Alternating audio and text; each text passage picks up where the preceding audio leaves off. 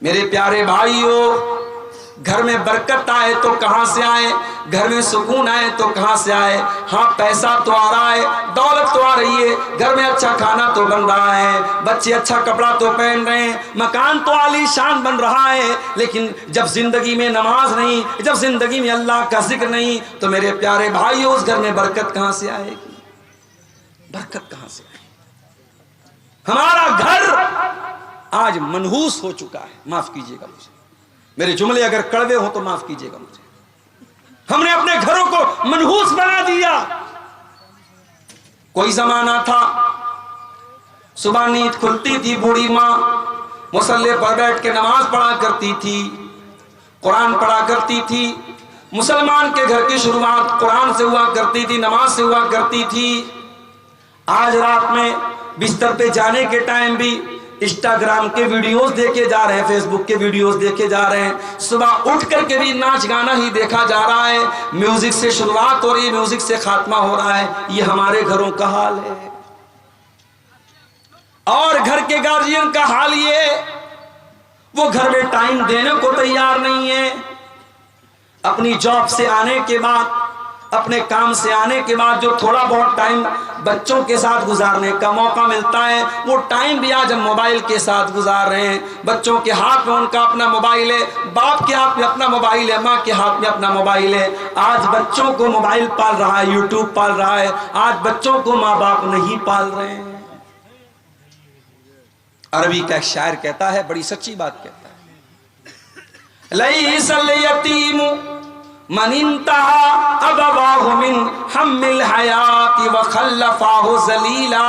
अरे यतीम वो नहीं है, अनाथ वो नहीं है जिसका बाप उसको छोड़ के चला गया हो, जिसकी माँ उसको छोड़ के चली गई हो। अरे अनाथ तो वो बच्चा है। अरबी का शायर कहता है, इन्नल यतीम हुवल्लज़ी तल्का लहू उम्मन तखल्लत व बम मशगूला। जिसकी माँ के पास अपने बच्चे के लिए फुर्सत ना हो, जिसके बाप के पास अपने बच्चों के लिए समय ना हो। महरम के गम में जो गमगीन है, ज़ाहिरन नेक अंदर से बदीन है।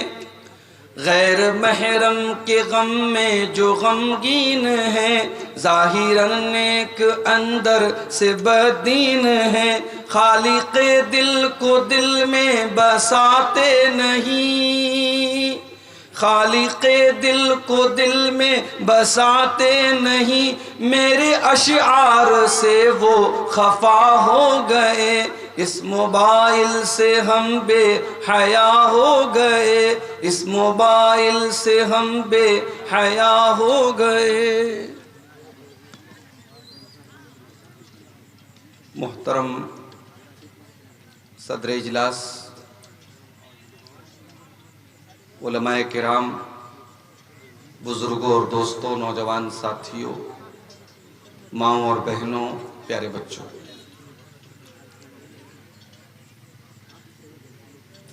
सीमांचल के इलाके के प्रोग्रामों में आज का ये प्रोग्राम, जिसका वक्त बहुत पहले मुझसे लिया गया था, और आप जानते हैं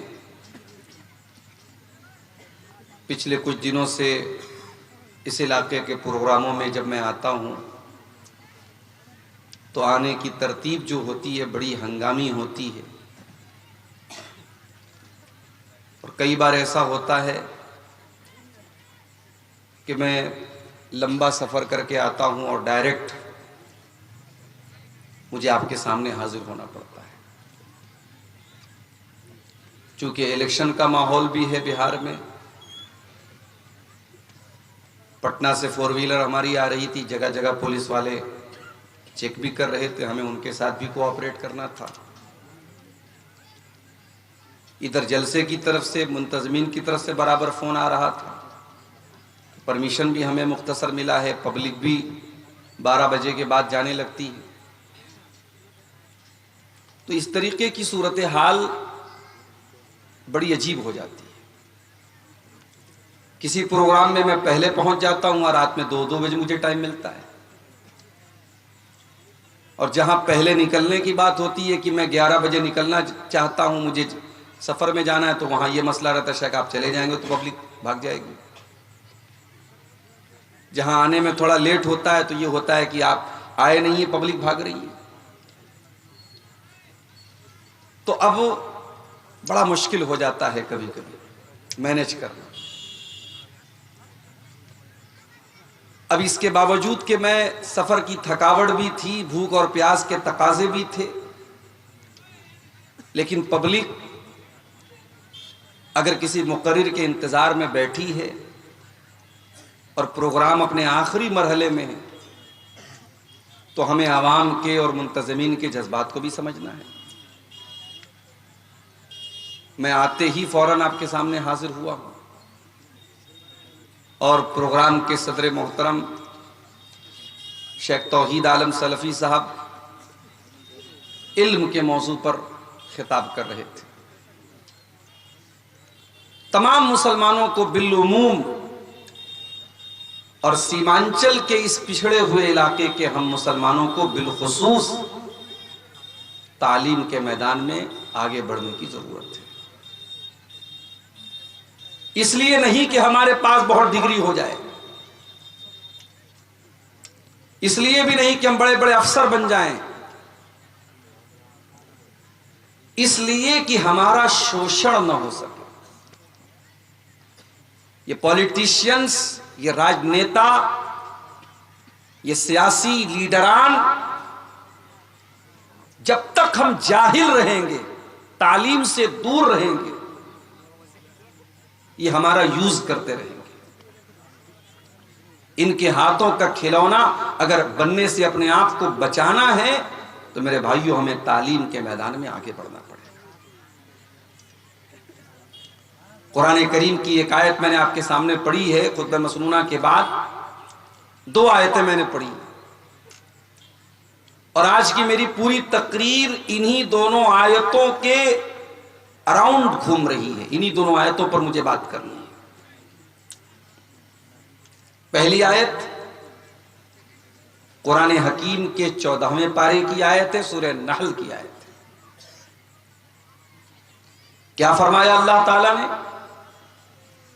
वल्लाहु जअल लकुम मिन बुयूतिकुम सकना।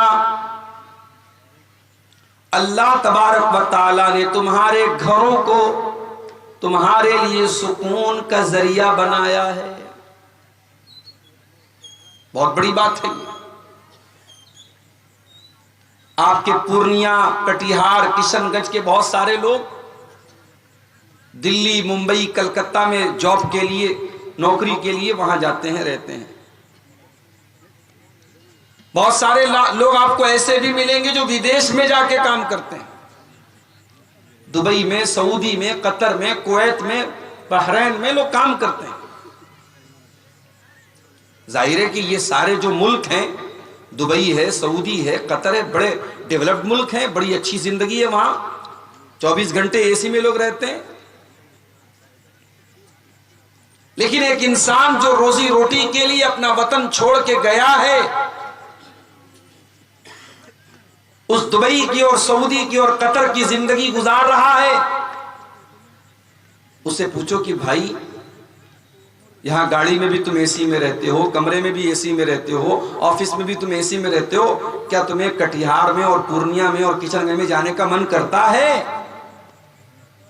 वो कहेगा कि हाँ मेरा मन करता है। क्यों भाई, यहां तो एसी लगी है, चमचमाती रोड है, बेहतरीन बिल्डिंग है, यहां छोड़ के क्यों जाना चाहते हो?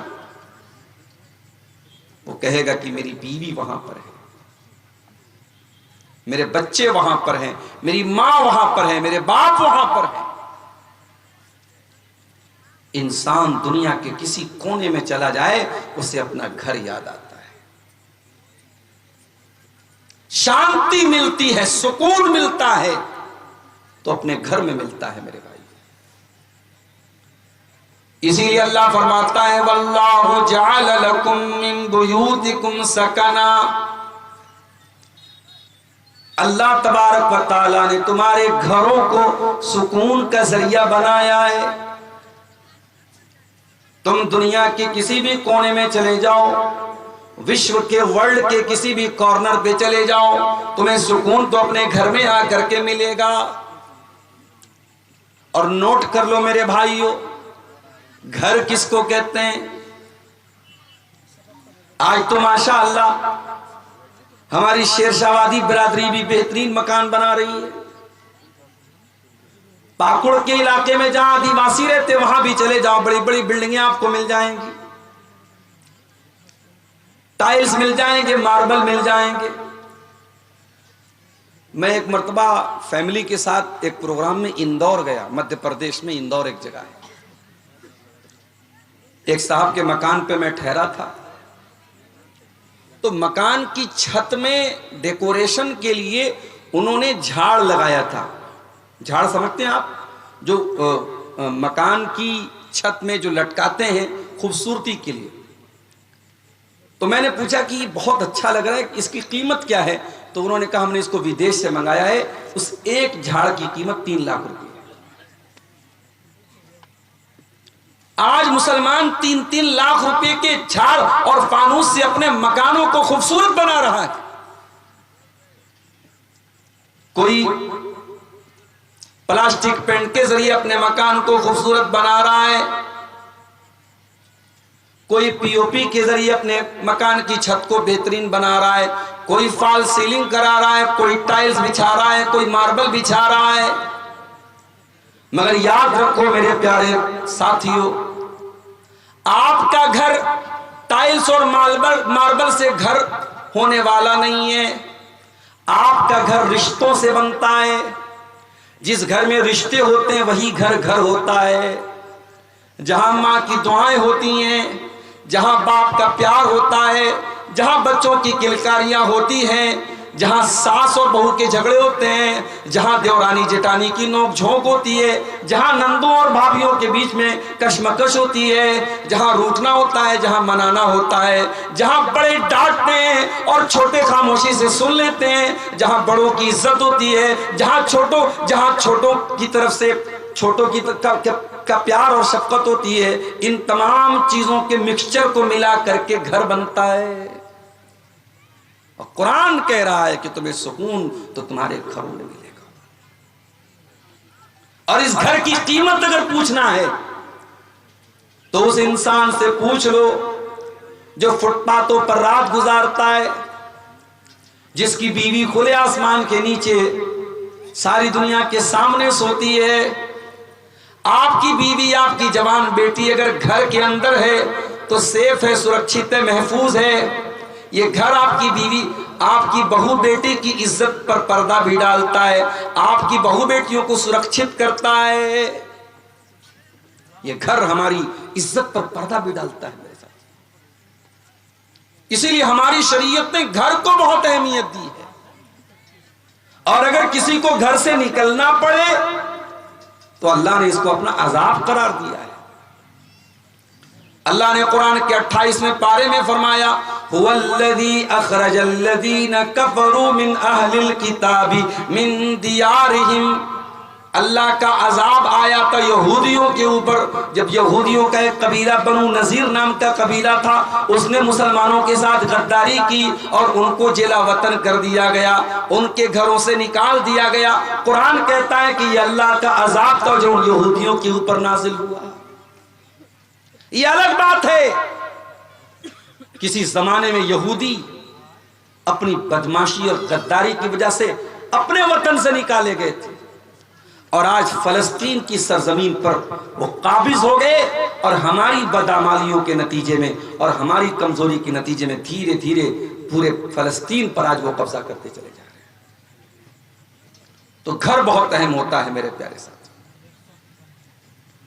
और हर घर वाले की ये जिम्मेदारी है कि वो अपने घर को दीनदार घर बनाए, इस्लामी घर बनाए। अगर आप बच्चों के बाप हैं, आप घर के गार्जियन हैं, आप बेटी के बाप हैं, बेटे के बाप हैं, बेटी की मां हैं, आपके ऊपर घर की जिम्मेदारी है, तो ये बहुत बड़ी रिस्पॉन्सिबिलिटी है, बहुत बड़ी जिम्मेदारी है, और इसका सवाल क़यामत के दिन आपसे किया जाएगा। अल्लाह के प्यारे नबी जनाब मोहम्मद रसूलुल्लाह सल्लल्लाहु अलैहि वसल्लम फरमाते हैं, अला कुल्लुकुम राइउन व कुल्लुकुम मसऊलुन अन रइयतिही। ऐ लोगों, तुम में से हर इंसान जिम्मेदार है और कयामत के दिन उसकी जिम्मेदारी के बारे में सवाल किया जाएगा। फर्रजुल राइन अला अहली बैतिही, आदमी अपने घर वालों का जिम्मेदार है, अपनी फैमिली का जिम्मेदार है, अपने परिवार का जिम्मेदार है और कयामत के दिन उसको हिसाब देना पड़ेगा।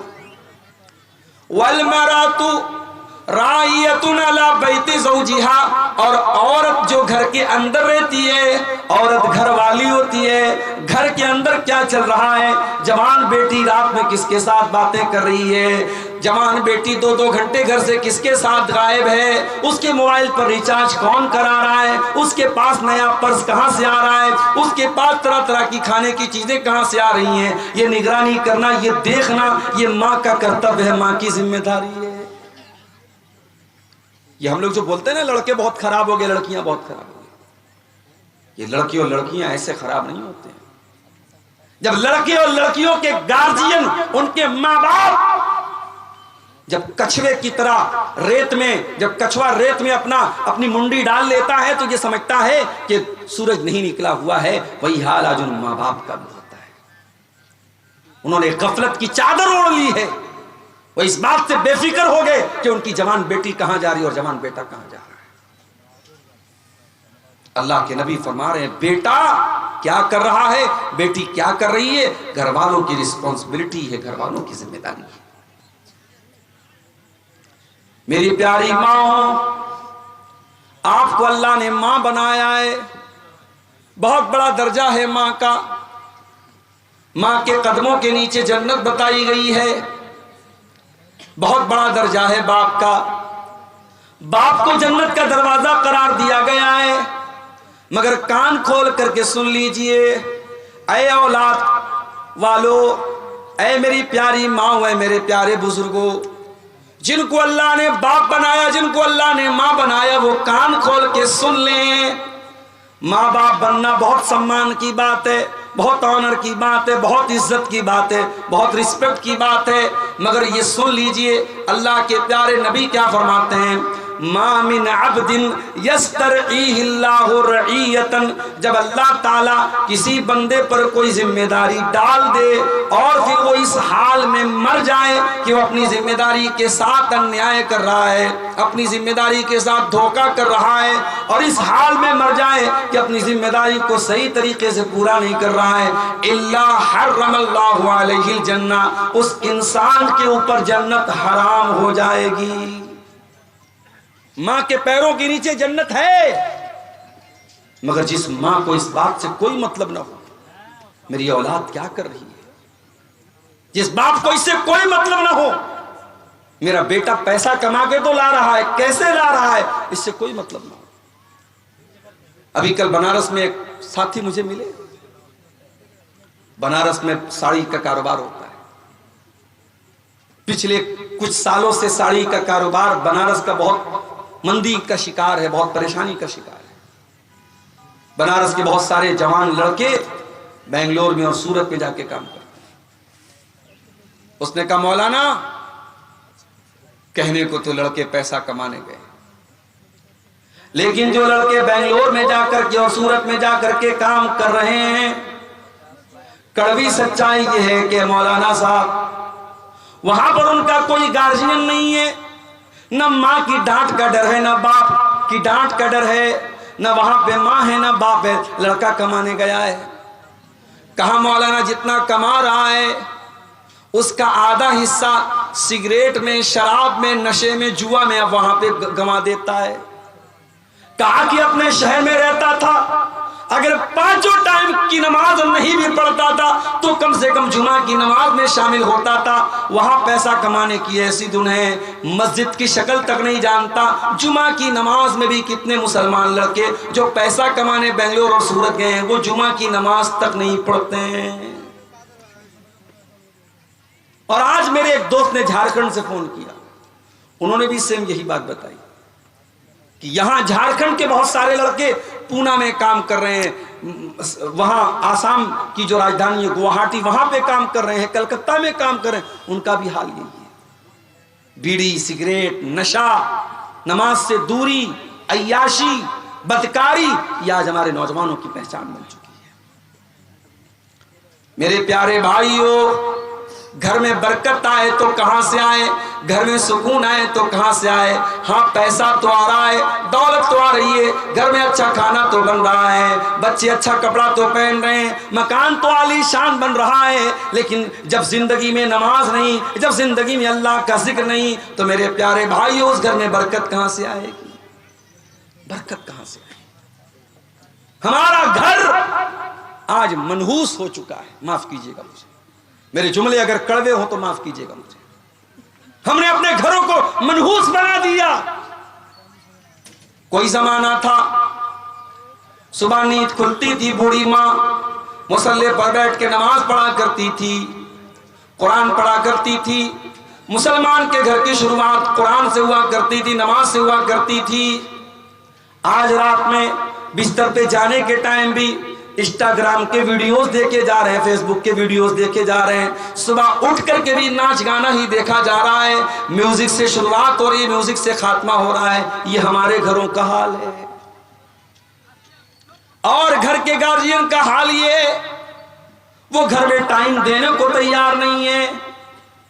अपनी जॉब से आने के बाद, अपने काम से आने के बाद जो थोड़ा बहुत टाइम बच्चों के साथ गुजारने का मौका मिलता है, वो टाइम भी आज हम मोबाइल के साथ गुजार रहे हैं। बच्चों के हाथ में उनका अपना मोबाइल है, बाप के हाथ में अपना मोबाइल है, माँ के हाथ में अपना मोबाइल है। आज बच्चों को मोबाइल पाल रहा है, यूट्यूब पाल रहा है, आज बच्चों को माँ बाप नहीं पाल रहे हैं। अरबी का एक शायर कहता है, बड़ी सच्ची बात कहता है, लैसल यतीमु मन इंतहा अबवाहु मिन हम्मिल हयाती व खल्लफाहु जलीला। अरे यतीम वो नहीं है, अनाथ वो नहीं है जिसका बाप उसको छोड़ के चला गया हो, जिसकी माँ उसको छोड़ के चली गई हो। अरे अनाथ तो वो बच्चा है। अरबी का शायर कहता है, इन्नल यतीम हुवल्लज़ी तल्का लहू उम्मन तखल्लत व बम मशगूल।